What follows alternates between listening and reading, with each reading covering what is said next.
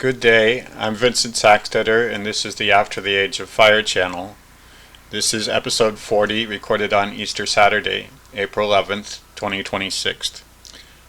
This episode is titled, Will There Be an Orderly End to Our Growth?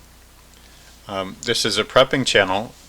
This is meant to help you and your family line prepare in a way that will help you flourish and thrive and reproduce in the coming era.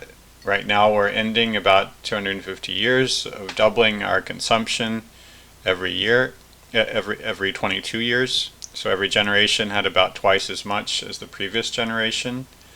So that's an average worldwide. You take our total consumption as a human race and average it worldwide across our population, and it was about twice as much every generation.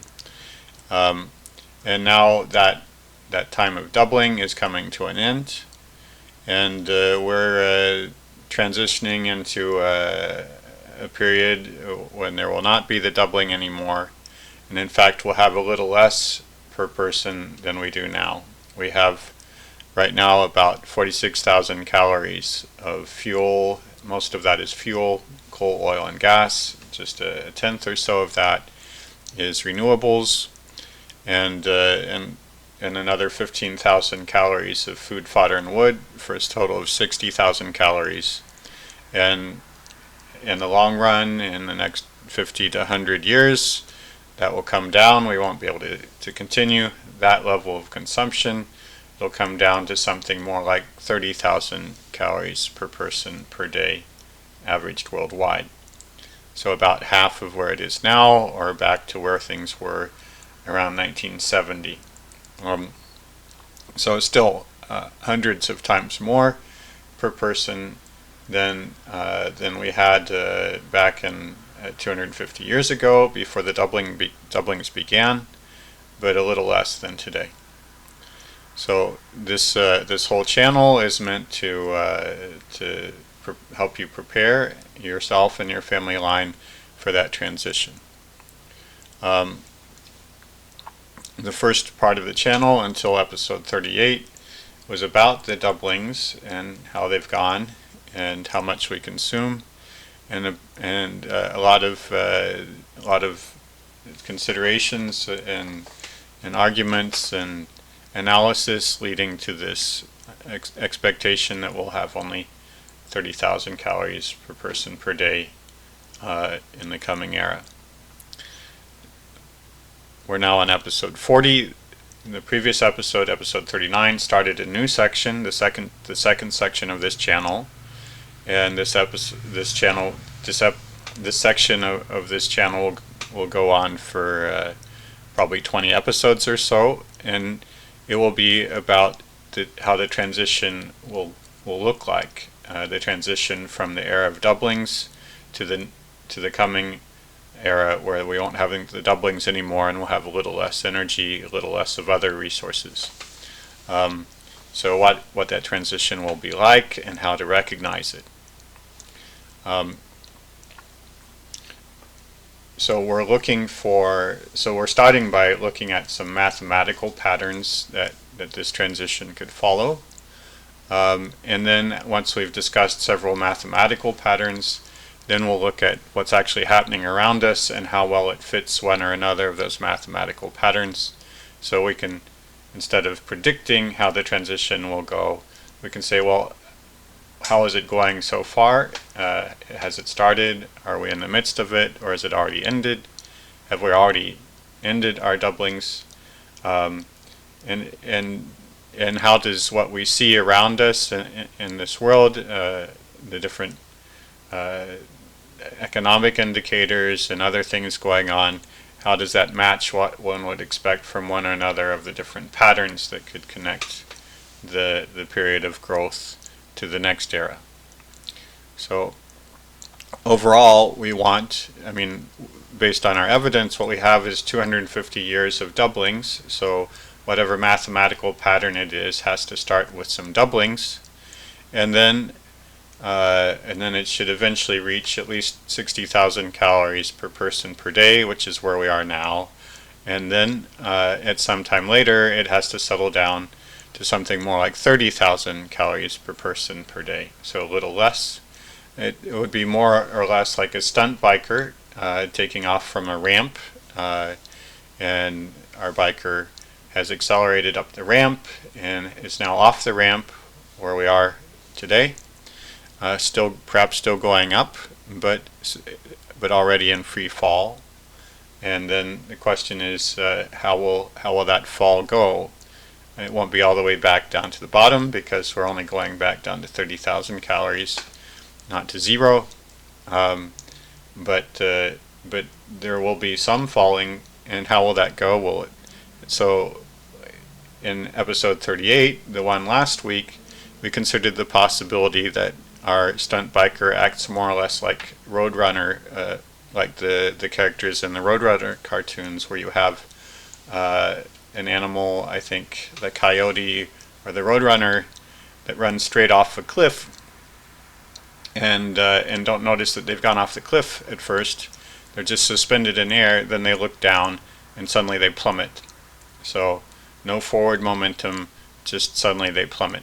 And so an instant collapse, if that were our world's energy usage, the picture would be that we are on this exponential growth track of doublings, and then one day we look around and we suddenly realize we have nothing to support it, and just we collapse overnight. So the overnight collapse, and in the end, the message, the main point of the last episode is that we won't run out of resources overnight. If there is a sudden collapse, it'll be because of our own affairs. It'll be because of wars or something else that we do to ourselves.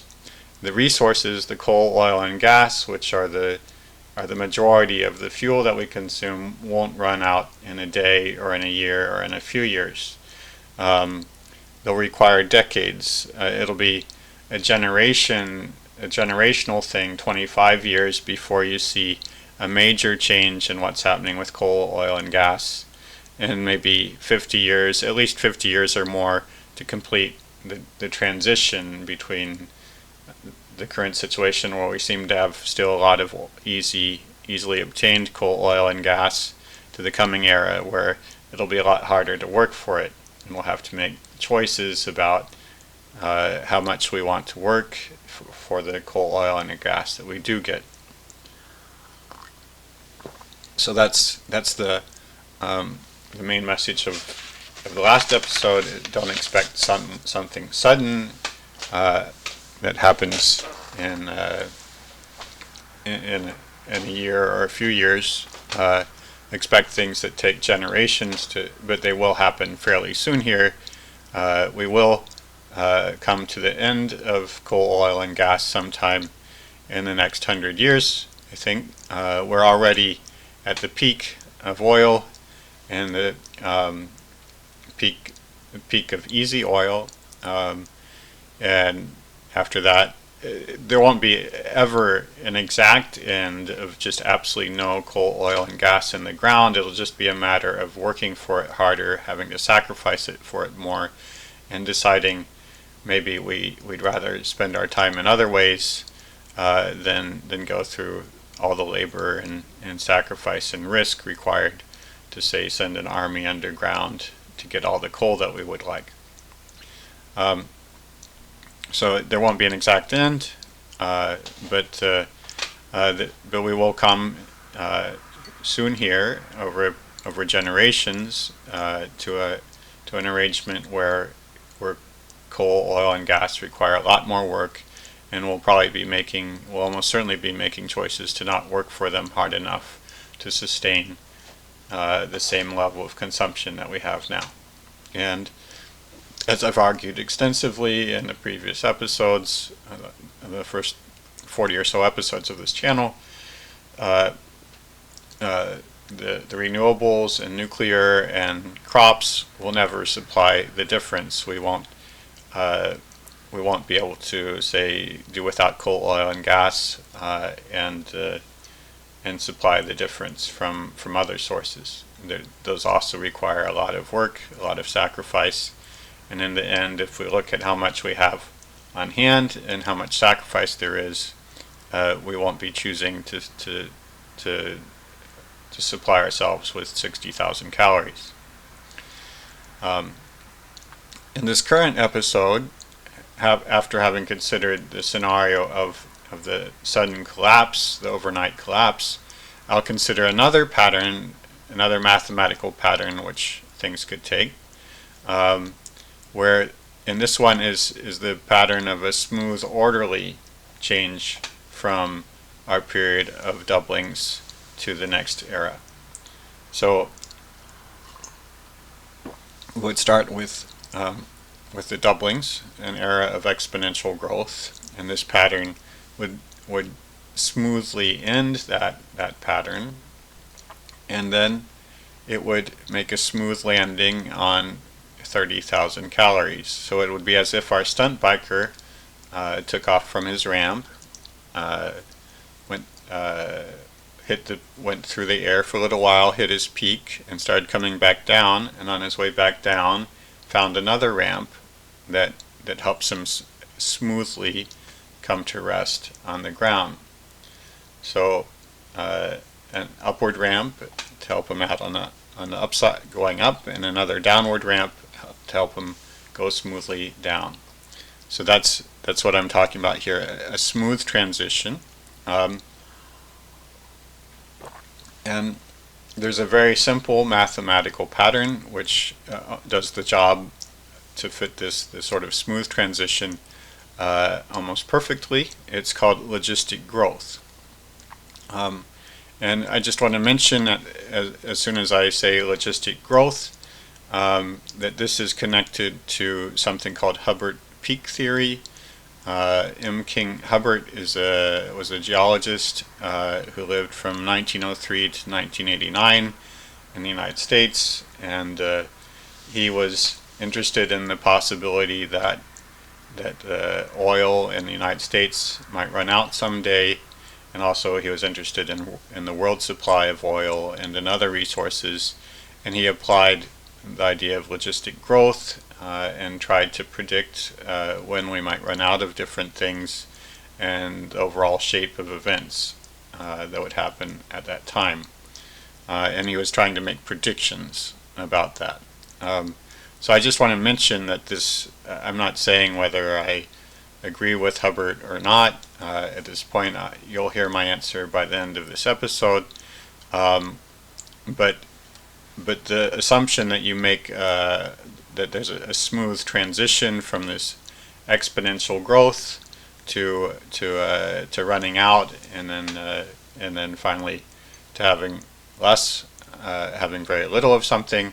That's described by the logistic growth model, and it leads, if you take it in all of its details, like Bible fact, then it leads to something that Hubbard was interested in, called a Hubbard peak, a peak in the total oil supply, the total coal supply, or the total supply of any resource, say of coal, oil, and gas. Now, this logistic growth model, basically it describes how something might switch from one value to another. So in our case, we're talking about switching from the original 250 years ago, where we were using very little fuel other than food, fodder, and wood. We were already mining some coal, but so effectively other fuel sources and other energy sources were almost zero. I mean, there was a little bit of coal, a little bit of wind energy, a little bit of river energy, a little bit of sail ships, but it was kind of small.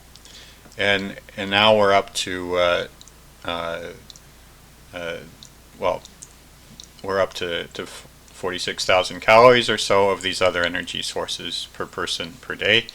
But overall, and then we're going to end up at something more like 15,000 or 20. depending on how much effort we put into our farmland versus into other energy sources.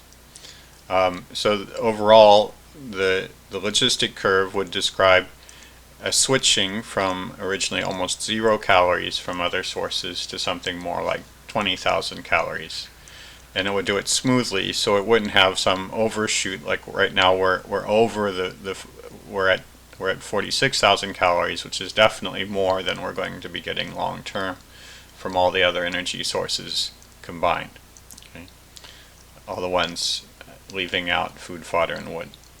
Or another thing that the logistic curve could describe is when people adopt a technology. So, for instance, when people begin buying microwave ovens, so they start out with 0 microwave ovens, and they end up with maybe 1 per family or 1.2 per family, or the same thing for cell phones. You end up with right now in the developed countries, the average might be 1.2 cell phones per person. So it's a switching. The logistic curve is a way of describing very succinctly and as simply as possible a switching process between having 0 of something to having some fixed amount of something. So we could talk about, and so specifically I'm talking about, could the logistic curve describe a very smooth transition from the current state of affairs, well, starting from 250 years ago, where we had almost 0 energy from sources other than food, fodder, and wood, to some future state of affairs where we'll have something more like 20,000 calories or 15,000 calories. Okay, and just to be specific about how this particular mathematical pattern works, it requires you to specify only 3 things. And it'll give you, once you specify those 3 things, it'll give you a complete description, a complete prediction for what's happening or what's going to happen. One is you have to give it a time scale. You have to tell it, okay, it's going to take, say, a month for this transition to occur, or 300 years for this transition to occur, or a second. And then another thing you want to tell it is you have to tell it the transition time, the midpoint in the process. So if you're switching, say, from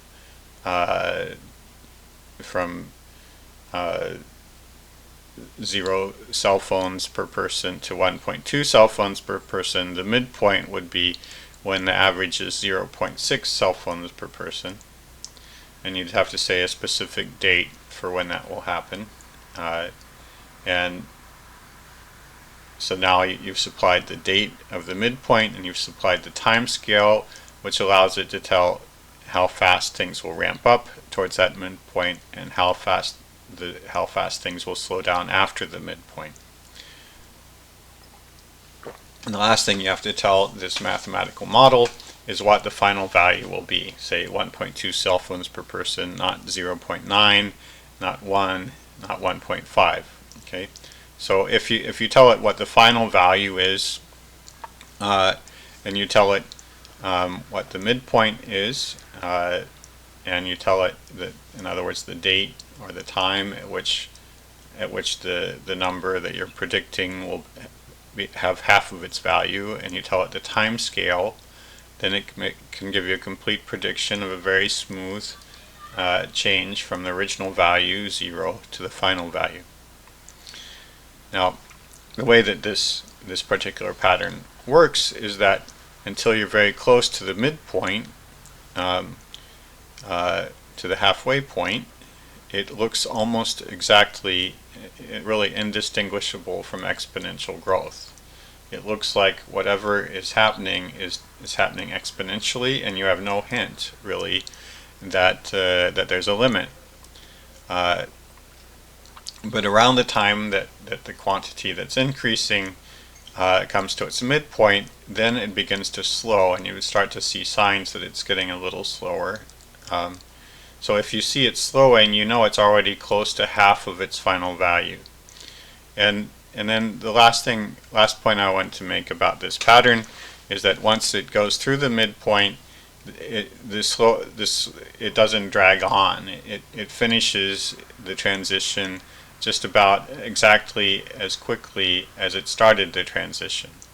So if it took 2 weeks from when the exponential growth began until it hits its midpoint, then it'll take about 2 weeks to get from its midpoint to its final value. It doesn't drag things out. It finishes as quickly as it starts. Again, it's a smooth thing. That means that this pattern doesn't admit the possibility that there might be precursors of the transition. There's nothing to hint at it before exponential growth happens. The only thing it does is it rests at 0 since eternity, and then at some point it begins to take off exponentially. And there's no details in that except for just it does this doubling, and then there are no aftershocks and no aftermath. Once it goes through the midpoint, the middle value, it just slows down as smoothly and as regularly as possible. And in particular, there's no overshoot. So right now, right now we are in an overshoot. Right now, we're consuming 60,000 calories per person per day, and we'll come down to something more like 30,000. So we've overshot by a factor of 2.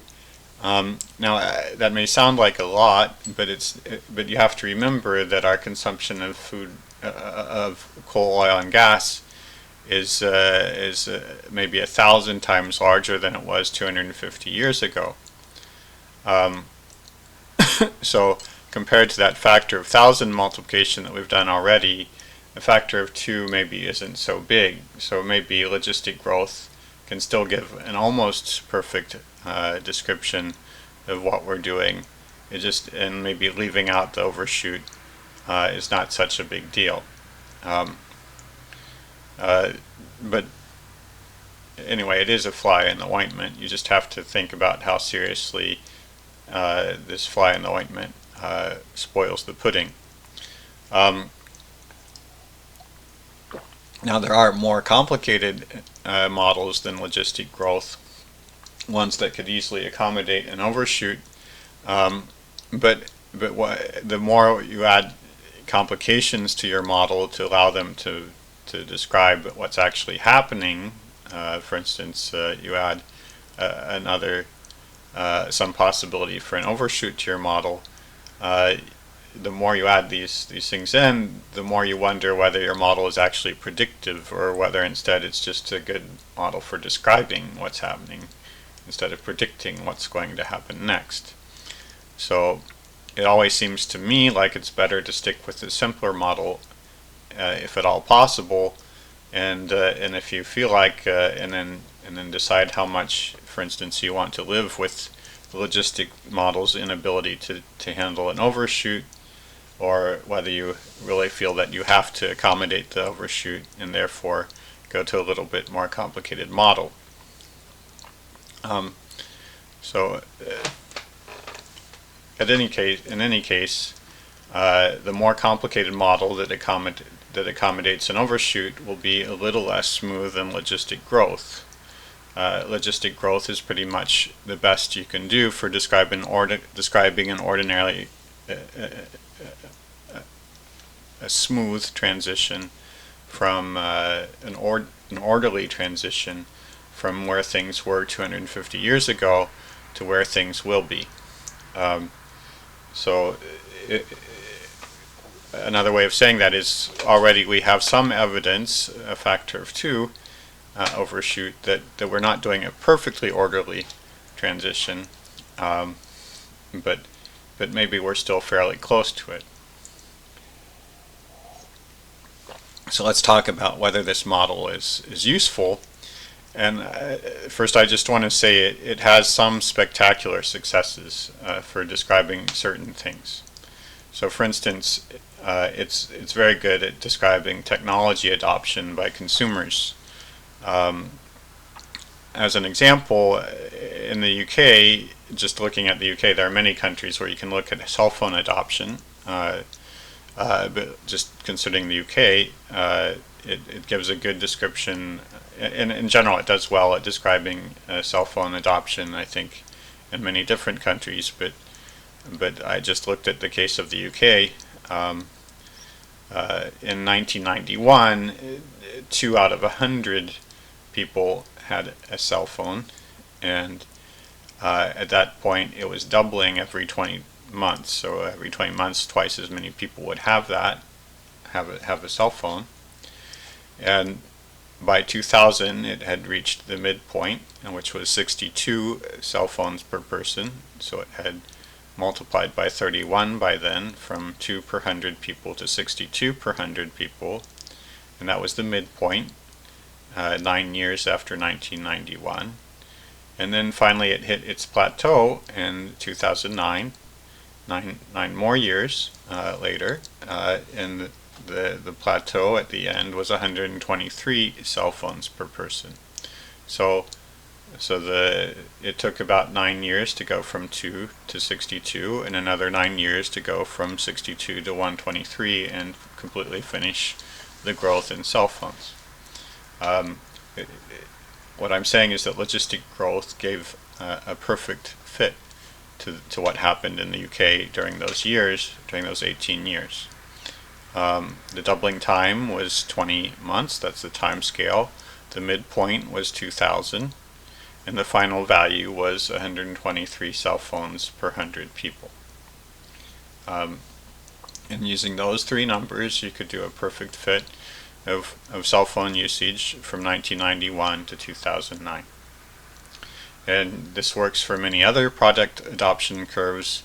And one of the reasons is that typically when you have a popular product, it will finally end at 1 per person or 1 per family. So it's natural to find a plateau there, and so you just have something that if it's popular, then people buy it faster and faster until they have 1 per person, and then they stop buying it. That's logistic growth. It also works for, sometimes it works for epidemics. So I'll give the example of the MERS outbreak in South Korea in 2015. MERS is Middle Eastern Respiratory Syndrome. It was already known for years before 2015. And here, to get the logistic growth, to see logistic growth, you have to track the number of known cases instead of the number of actual infections. With MERS, with this outbreak, people have been able to work back and figure out exactly who got infected on which day. That's unusual. Usually you just know the numbers of known cases. But if you do track the numbers of known cases, then, so I'll just tell you the history. This MERS was carried from the Middle East by a single man, a particular man, on May 4th, 2015, who flew back to his home country, South Korea, and it wasn't identified until 14 or 15 days later when he visited a hospital. Actually, he visited a hospital several times before it was finally identified that he had it. Now, from May 29th until June 9th, the number of cases doubled every 4 days, so it was doing a perfect exponential growth for about 10 or 11 days. And at the end of May, by the end of May, the government had noticed that something was wrong. In fact, the hospitals weren't keeping quarantines and so on. And it reformed the hospitals, and then the number of known cases slowed down starting around June 9th. So the midpoint, however, was at June 9th when there were about 90 known cases. And then by June 30th was the last infection. And in the end, the total number of cases was 186 infections and 38 deaths. And if you look at how many cases were known day by day through May and June, you'll find that it fits the logistic curve perfectly. It starts with exponential growth, doubling every 4 days. It hits a midpoint at June 9th, and then it slows down. And it hits, and June 9th is really the halfway point, both in time in the transition, and between 0 cases and 186 cases. And it's also the halfway point in that it had half the final number of cases. The final number of cases was 186, and on June 9th it was around 90. So it worked perfectly. And so what I'm trying to tell you is logistic growth does work perfectly for describing some things that, it's just a very simple mathematical model, and you wouldn't a priori expect it to give it a good description of what happens across an entire country, its healthcare system, and all the millions of events that happen in the hospitals and in the news and in politics around an epidemic, but it did. And same thing with cell phone adoption over 18 years or any other kind of technology adoption. It does work very nicely in some cases.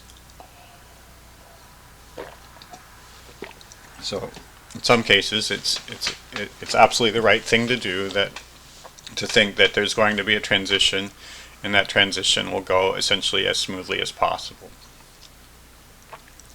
However, logistic growth is not always appropriate, and I'll only discuss one case where it failed spectacularly, but that case is enough to make the point. It's the COVID epidemic.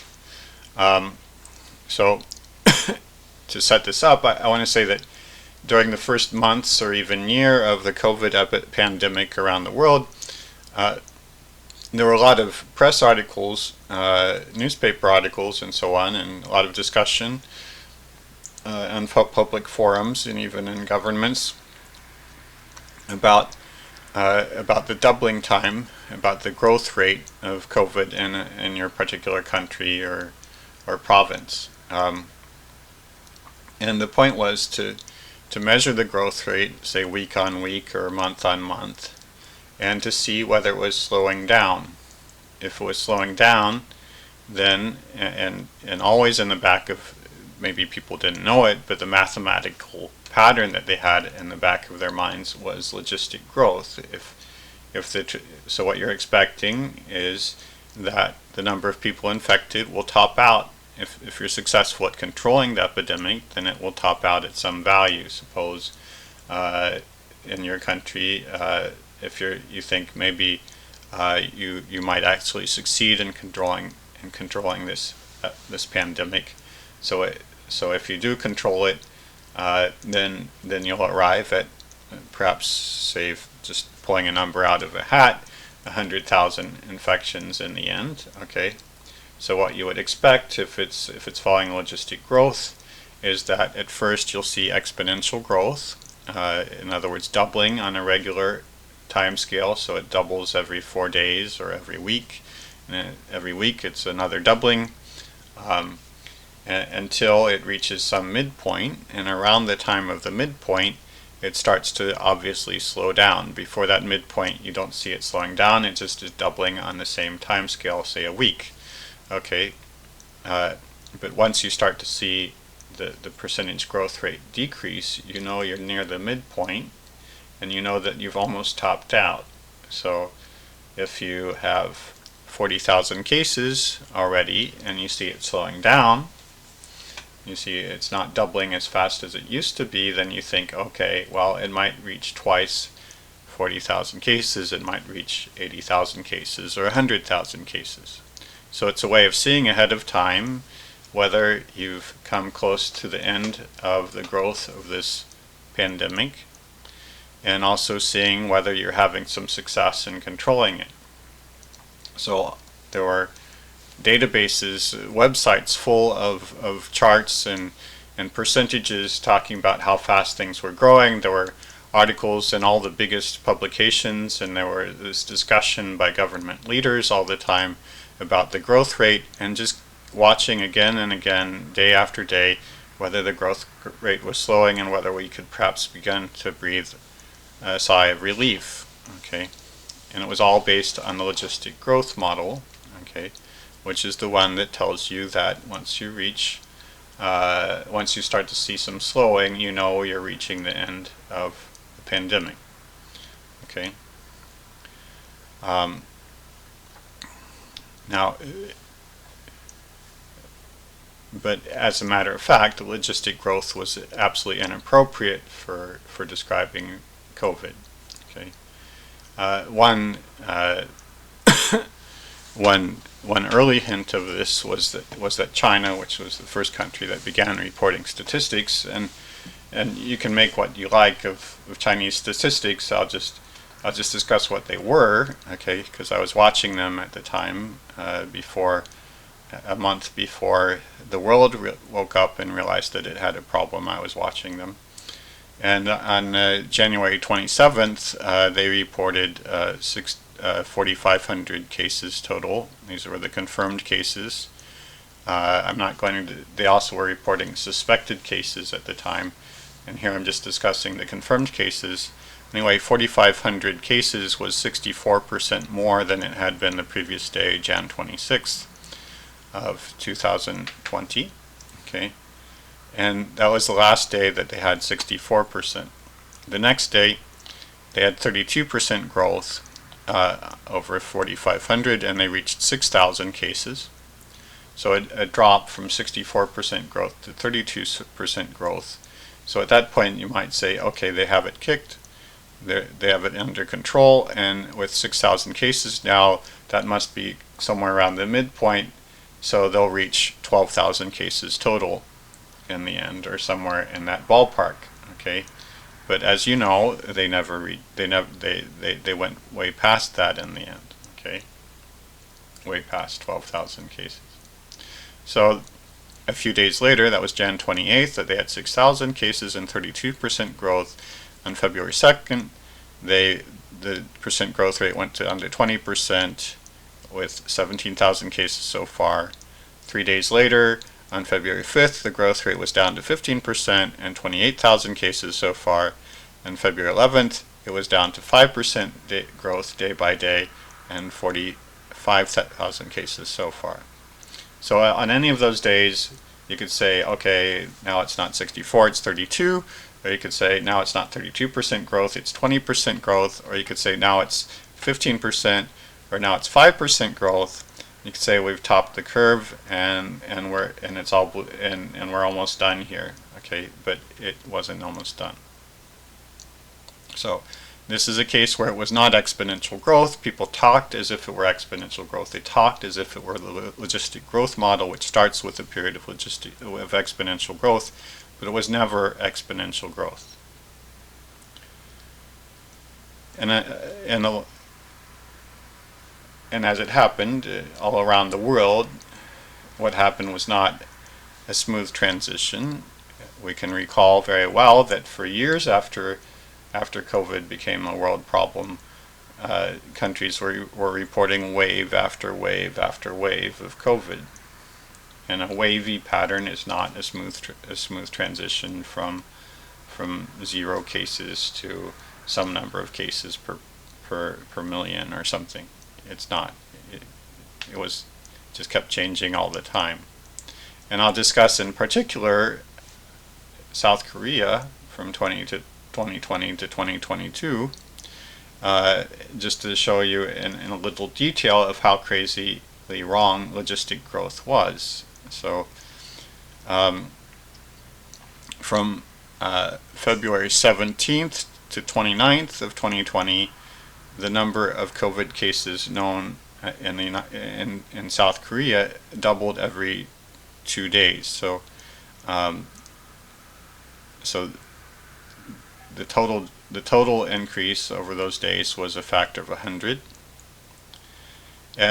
But starting on the 19th of February, they woke up to the fact that they had a problem, and they began imposing, within a day, they began imposing very, very strict control measures all across the country. It was I think China was the only country that was more severe control measures than Korea. Um, it was just amazing to see. I was there, and and so they started with the control measures on the 19th, and by February 29th, the week from February 29th to March 5th, they had slowed from a doubling every 2 days to doubling every 6 days. So that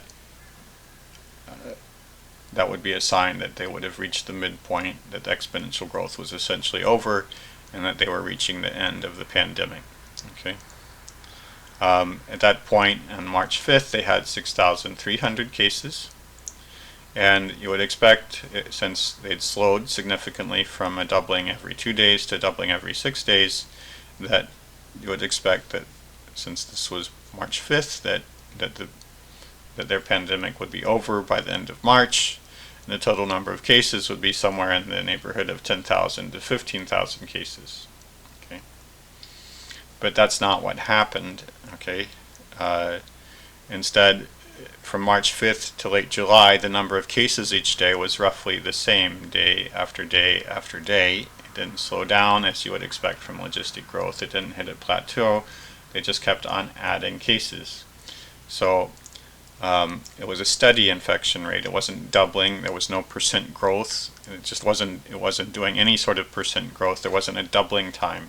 Okay, it was just add some number of cases per day.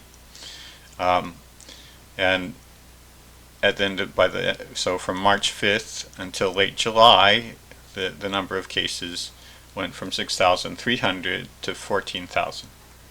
Just adding day by day. This is not exponential growth, and it's clearly, and it had clearly violated the logistic model, where certainly by the end of March it should have hit its plateau. Okay. And then from July 20th to January 2022, doubling resumed. So after a pause where there weren't doublings, there were just additions day on day, then the doublings restarted. Okay, but now they weren't happening every 2 days or every 6 days. Instead, the doublings were happening every 3 months.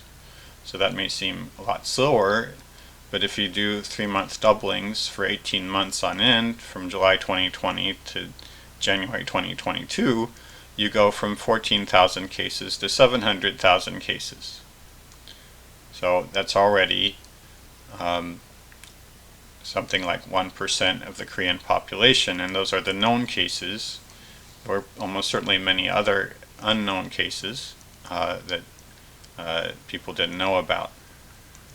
And then finally, in January 2022, from January to April of that year, the floodgates opened. There were 20-day doublings, and essentially all Koreans were infected by the end of April 2022.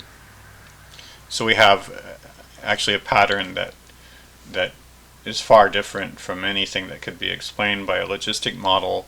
Instead, we have some exponential, no, we don't have we never had exponential growth at the beginning. We had very fast growth, doublings in 2 days, slowing to every 6 days, and then a period of 5 months with no doublings at all, just additions every day, day after day after day, throughout the late spring and the summer. And then we have 18 months of doublings every 3 months, and then we have 3 or 4 months of doublings every 20 days until the whole country is infected. So there is no connection at all between logistic growth and what happened with COVID, either in Korea or in any other country. So sometimes, the point is, sometimes logistic growth, in other words, the assumption of a perfectly smooth transition from a starting value to a final value, can be appropriate, and sometimes it's absolutely inappropriate. It's absolutely the wrong choice. It's not the right pattern. Okay. So now I want to discuss for a moment what can logistic growth say about our energy supply. And so the overall idea is to say that there's some amount of oil underground or some amount of coal, oil, and gas put together underground that we're willing to mine. Okay, some of it is too expensive for us to mine. We don't get enough return on the effort and the risk that we put into mining it and pumping it, so we'll never do it. And so we leave that out, and we consider only the amount that is profitable to mine.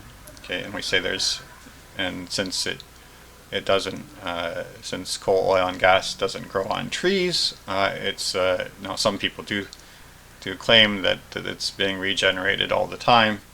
I don't think that's, maybe small amounts, but nothing compared to what we're using.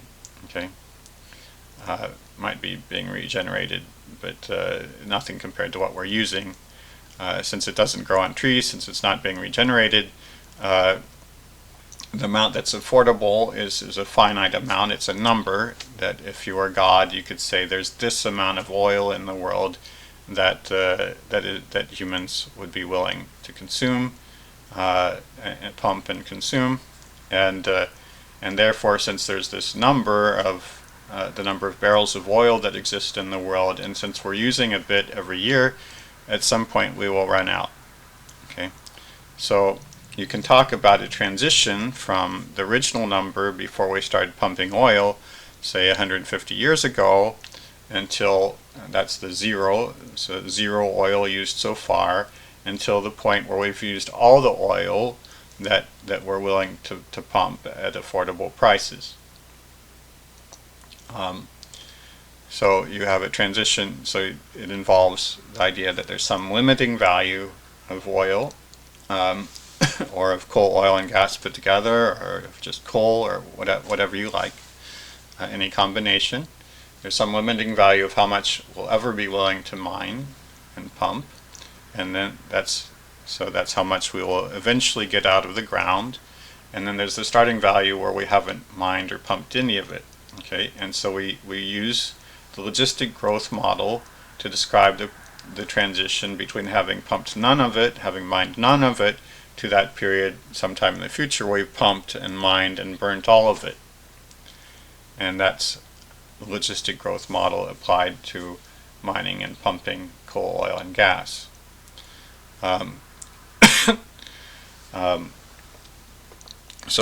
And this is the sort of theorizing or analysis that Hubbard King did probably in the 60s and 70s in the U.S., predicting when the U.S. in particular would run out of oil. He did some analysis of how much was being used until then, and tried to predict when the U.S. supply would run out of oil, and I think also he was looking at the world supply. And so he was talking about if you believe that this transition from having used none of the oil to having used all of the oil happens according to logistic model, then in other words, it happens as smoothly and as simply as possible in an orderly fashion, then you expect that there will be some peak in our oil usage and that peak will happen at the midpoint of our oil usage. So we'll see exponential growth, doubling of our consumption of coal, oil, or just oil, or coal, oil, and gas together. We'll see them doubling for some period of time, and then when we see them slowing, that'll be a sign that we've reached the midpoint. We've used half of the amount that was in the ground to start with, and the amount remaining is about the same as the amount that we've already pumped, mined, and burned. So that allows you to make some predictions if you see things slowing, or if you see, in other words, if you see that you're if you see yourself nearing or at a peak in the oil usage. So you see that you're no longer doubling your oil usage every 10 years as we were as a human race for many years. We were doubling our oil usage every 10 years, and so you see we're no longer doing that. We're at a peak, and then you can say, okay, well now we've used half of the oil in the world that we're ever going to use, and and pretty soon here, the amount of oil that we pump each year is going to divide by 2 every 10 years, just as beforehand it had been multiplying every 10 years. So that's what you would expect if you believe that the logistic growth describes our energy usage.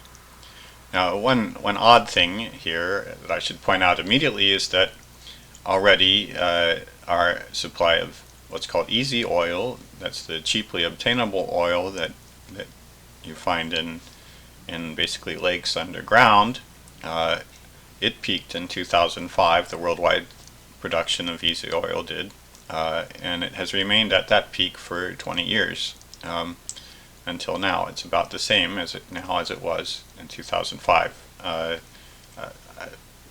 Bear in mind that I'm not bringing this saying it's about the same is I'm leaving out the shock of the Iran war, which started about 6 weeks ago.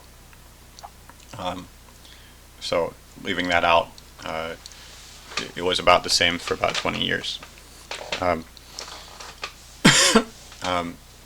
Now that seems odd because up until then it was doubling every 10 years, and you would expect that the peak wouldn't last that long. It would fairly soon after you hit the peak, it would start halving again and start dividing by 2 again.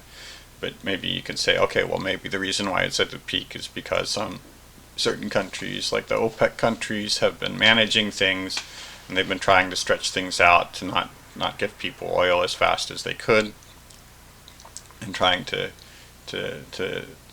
prolong this oil production as long as possible by holding back for a while. So at any rate, you would expect that, okay, well, we had a 10-year doubling time for oil while it was growing, and so we should expect that that once it starts dividing by 2 again, which should be any day now, it should be, well, dividing by 2 every 10 years would mean that after 50 years it would have divided by 32, and it would have essentially no oil production at all, no easy oil production worldwide. I want to mention, well, there are other sources of oil. There's the fracked oil called shale, and there's also the heavy oil. But still, despite prodigious spending on them, as I've discussed in a previous episode, they supply just a fraction of the total oil, and they can't make up for easy oil if it does divide by 2 even twice. Okay. So that would be the prediction of logistic growth for our oil supply. Okay. It's much harder to make any prediction about our supply of coal or gas because we haven't hit a peak for either coal or gas as yet. There's still plenty in the ground, and we're still increasing them both. And so the best we can do is try to make estimates of how much there is remaining in the ground that can be pumped or mined at affordable prices. Okay, so we have to make some judgments about which oil in the ground, which gas and coal in the ground is cheap enough to justify our pumping. Okay, so that's a matter of judgment, and it's a much different thing than seeing a peak. Like, we can see that we're at a peak or a plateau in oil, in easy oil, even despite prodigious spending on trying to find more. It's a different matter to be predicting a peak in something that's not yet peaked. And the problem with this whole model comes up here because it is even worse of applying logistic growth to this analysis. It very much depends on answering the question of of how much we want fuel and how hard we'll work to get it. So it may be that after we've run out of easy coal that's relatively easy to get with huge machines working above ground or dynamiting away hilltops or mountaintops in order to get at it, maybe then someday we'll decide, okay, well, we can't get that easy coal anymore. It's time to send armies underground after all, like we did hundreds of years ago. So when we make estimates about how much coal is remaining, we're either, in general, the estimates that we make are based on saying, okay, we're only going to mine the kind of coal that we mine today, and we're not going to ever go back underground and send armies underground or anything like that. In other words, we're going to be making the same judgments about value 200 years from now that we are now. If you do make that assumption, then you can make predictions. Then you can say, okay, there's a fixed amount of coal, oil, and gas underground that we're ever going to mine and pump. Okay, but if you think that maybe we'll change our assessments about how much we're willing to risk and to work in order to get coal, oil, and gas, then there may be a lot more coal, oil, and gas than we would have estimated otherwise. Another question, other than how much effort we're willing to go to, is the question of whether our machinery, our mining machinery, will save money and become more and more efficient, so that we'll be able to get more cheaply. So even if the grade of coal or the oil is harder, it's harder to get, or something like that, somehow our technical innovation will handle that, and we'll be able to get, even though we'll be able to access things that would have been very hard for us to access this year, maybe 50 years from now, we'll be able to access those things at a price that's similar, a price and a risk level, whatever, that's similar to what we would be sacrificing for easier coal this year. In other words, even though the coal would be, or the gas or the oil is hard for us to get now, maybe 50 years from now that same coal will be relatively easier for us to get because we'll have improved machinery. Okay, and I think we can discount this pretty much because we're very good at making machines, and we know we've been working very hard at making the best possible materials and the best possible machines for hundreds of years, and by now the possible improvements in efficiency are in the small numbers of percent, a couple percent, for say improving the energy efficiency of a jetliner. A couple percent might be possible. 10% I think is basically impossible, and anything more than that is just, we are very near the limit of what we can do.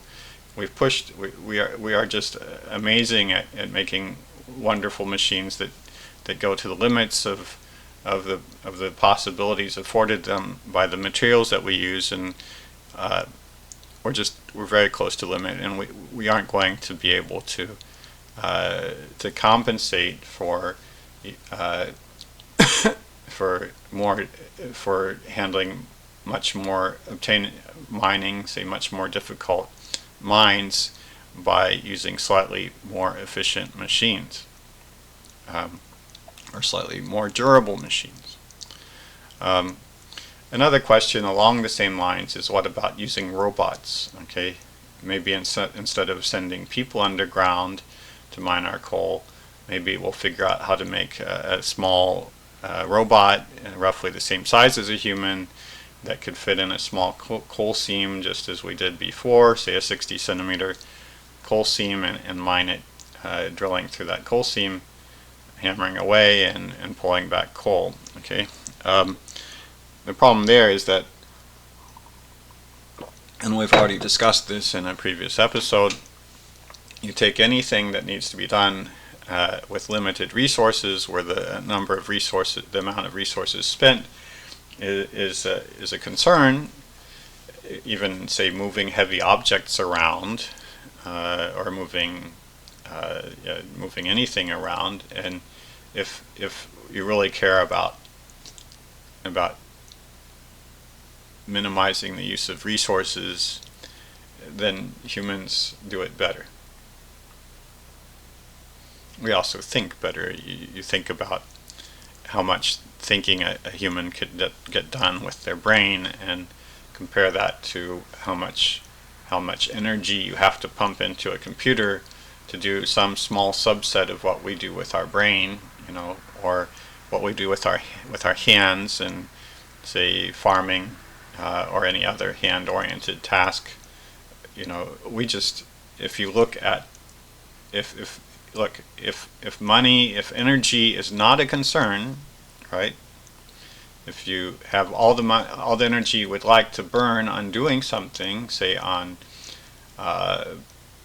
moving ore around, or on flying through the air, or on some automated analysis of some database with AI, if energy and if resources are no concern, then maybe you can get it done better, maybe, okay, or faster. Faster is probably the key here. But if they are, then humans are better. So what I'm saying is that, in particular for mining coal seams, sure, maybe you can send a robot underground, but that robot is going to cost far more than a human does over the human's lifetime. It won't last nearly as long, and it just won't do as good work.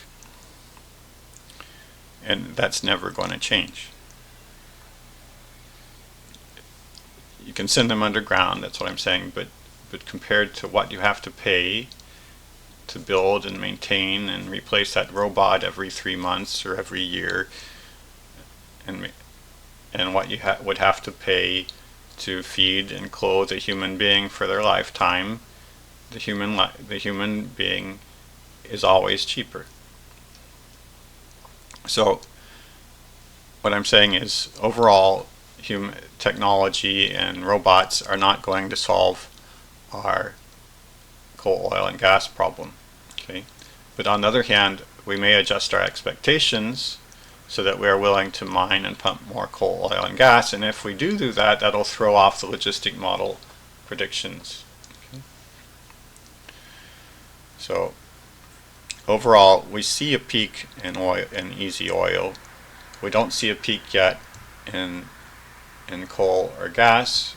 We have some reason to think that one's coming, because we look at what remains. We do inventories. We count what there is underground and that we're willing to mine today. Okay, in other words, the reserves that we're willing to mine today. Okay, well, this is what we're willing to mine today, what we think we would be willing to mine at a profit, and we see, okay, there's a limited amount of it, and so it will run out, and the amounts and we expect to run out, in decades, at least to hit the peak in decades. Coal, as I've discussed in a previous episode, coal will last the longest, so we might not hit its peak, depending on how fast we double. If we continue doubling our energy supply, say past 46,000 up to 90,000 or more, then coal will run out in decades. If we were to stay where we are right now, then perhaps coal would last 100 years or more, and we wouldn't run out of the total coal, oil, and gas for 100 years or something like that. But if we decide to adjust our standards, and we're willing to, say, mine coal that's rich in sulfur and send armies underground, then perhaps we'll decide that a lot of coal that we know about but we aren't willing to mine is available after all, and so coal may go on some time after that. So this is my discussion of what you might say about our energy supply using the logistic model. And now overall I want to say, well, it could be, here's some possibilities. One is maybe it's too simple, okay, because we do see a peak in easy oil, but we also see that even after easy oil has peaked, then fracked oil took off. And it's United States fracked oil, shale oil. It's basically not being produced anywhere else in the world, okay, and it's a much smaller contribution to our energy usage than the total easy oil usage. Okay, but it's a new thing, and so maybe that will also run out according to the logistic model. So perhaps we should have a model that describes the total amount of easy oil, and another model that describes the total amount of United States fracked oil. And we'll say, okay, we'll run out of one in some period of time, and we'll run out of the other in some period of time. We put those two together, and you figure out when we'll run out of the total amount of oil. Okay, but then that's a complication, because now you have two kinds of oil. You're talking about running out of both of them kind of independently, and then you start wondering about other kinds of oil. Maybe there's fracked oil in China, or fracked oil down in South America somewhere, or maybe there's yet more kinds of oil you could get out of the ground. And then you start modeling those, and you end up with just a world of complications and speculating about what kinds of oil there are that you haven't even started producing, let alone hit a peak. Okay. So that's one kind of complication, that maybe the logistic model is too simple for describing our oil or our coal, oil, and gas. Okay. And then another complication is that it's probably too simple, because we can expect that there will be a long, drawn-out end, and that after we hit the peak of our energy usage, it won't decrease. Maybe at first it will decrease with about as fast as it was increasing. So for oil, maybe it will decrease, divide by 2 every 10 years roughly, or if it's our total energy usage, maybe it'll divide by 2 every 22 years roughly, just as it was our total energy usage has been multiplying by 2 every 22 years. Maybe it'll divide by 2 in 22 years. Okay, but that won't continue that long. Maybe it'll divide by 2 times or 3 times, and then it'll kind of level off. And we'll keep on mining forever. That's the way, with gold and diamonds, we continue to mine, and we'll never run out of gold and diamonds to mine, because we'll just keep on being willing to do more work and use more heavy machinery and excavate more to get a little bit of gold and diamonds. Maybe it doesn't come in the huge nuggets anymore that you might find in a river, though occasionally those are still found. But now we're willing to move a ton of rock for every gram of gold or diamond, and pulverize it and treat it in some way, and then find that tiny bit. And so maybe we'll keep on going with coal, oil, and gas the way that we do with. So I think perhaps logistic growth may describe what happens near the peak, the ramp up to the peak, the exponential growth, and then for a little while after the peak, the first divisions by 2, but sooner or later it's going to stop working, and we're going to keep on having some supply of coal, oil, and gas. So those are 2 respects in which logistic growth, the smooth, orderly model, it may just be too simple. But another possibility is just that it could be completely wrong, just as it was completely wrong for describing COVID. And that's my bet. My bet is that there may be a peak, okay, but there could be many peaks. It could do as COVID did, where you saw across countries there was wave after wave after wave. Okay. I'm not saying that I think that overall we probably are at the overall largest peak of easy oil, right? But it could go down for a while and then come back up a little bit, and go back down and come back up a little bit. I don't think it'll ever reach again the level where it is now, okay? But it can certainly oscillate. It can move around and keep on doing that indefinitely. Just hovering around some, maybe finally for centuries we'll be getting maybe we'll be getting, I think roughly we have somewhere around 15 1,000 calories per person per day of oil, and maybe a century from now we'll have a couple thousand per person per day, but oscillating, sometimes 5,000, sometimes 500, depending on oil strikes or whatever.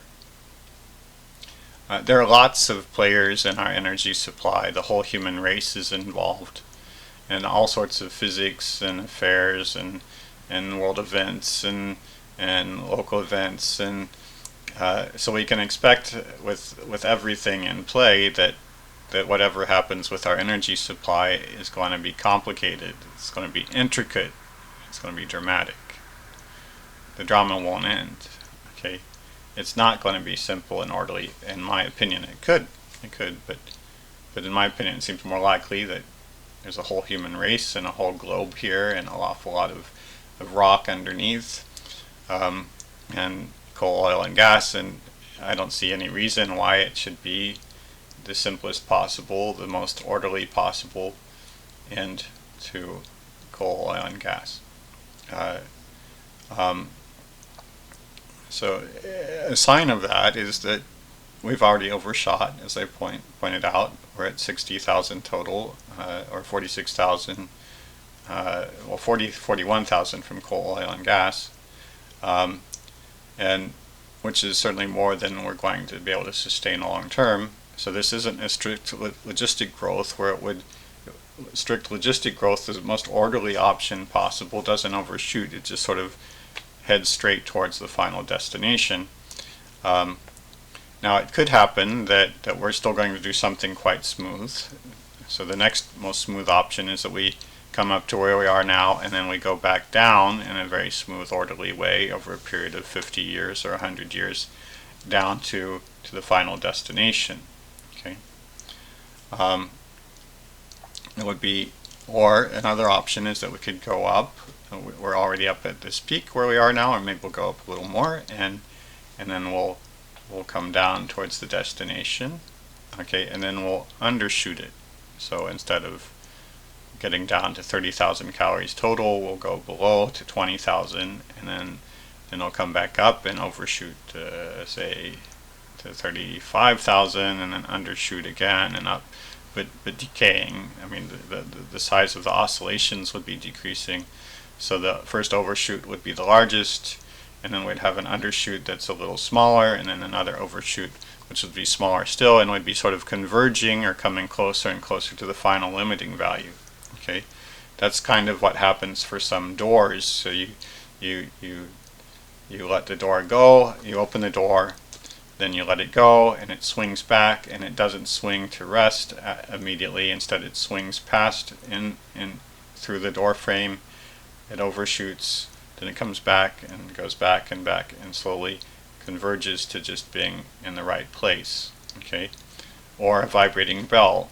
You hit the bell, and or you push a swing on a on a playground swing, and you see the swing go to the end of its course, and it comes back, and it oscillates, but the oscillation is getting smaller and smaller until it just comes to rest. Okay, that's what could happen to our energy consumption. So still not perfectly orderly, but keeping a tempo and coming to rest in a relatively regular, orderly way. Okay, but in fact, most mathematical patterns that involve overshoots don't do that. And they overshoot one way, and then they undershoot the other way, and they never settle down. Okay, so they have resurgences and declines. Okay, but the resurgences and declines don't follow any pattern. They don't take a specific amount of time. So you might sometimes the tempo might change. Sometimes the ups and downs might take, say, 10 years, and another time 30 years, and it's hard to see.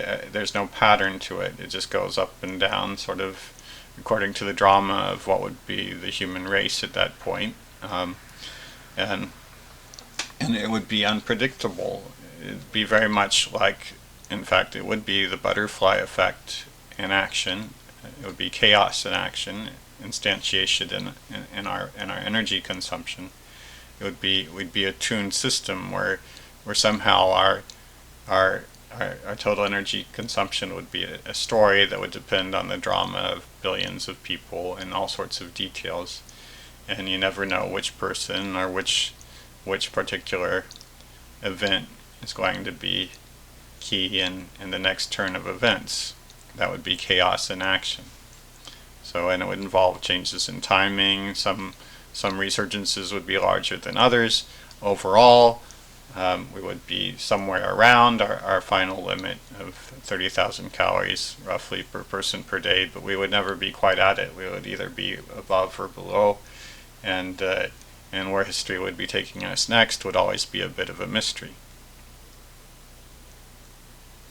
So that's what seems most likely to me. We've had the benefit for 250 years of this exponential growth, which really is predictable. It's a pattern where it's a very easy pattern where you just double every 22 years. It's a very unusual thing because it's predictable, but as in reality, the human race is not, and the world that we live in is not so simple.